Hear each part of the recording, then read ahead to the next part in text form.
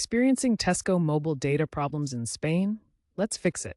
Often the issue lies with your APN settings or roaming configuration. First, ensure data roaming is enabled in your phone's settings.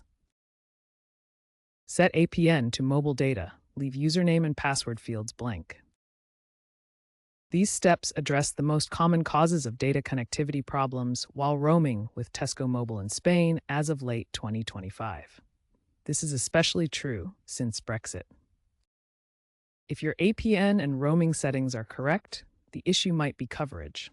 Tesco Mobile relies on O2's roaming agreements with Telefonica in Spain, providing generally good coverage in urban areas, but potentially weaker signals in rural regions.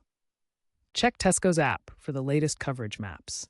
Urban areas like Madrid and Barcelona have near full coverage with up to 1 gigabits of 5G speeds, while rural regions may fall back to 3G or 4G. For ongoing issues, use Tesco's My Tesco app's AI-powered diagnostic tool to automatically check settings and suggest fixes. As a last resort, contact Tesco Mobile support directly for personalized assistance. Since 2025, increased 5G roaming compatibility means faster speeds are available in many areas.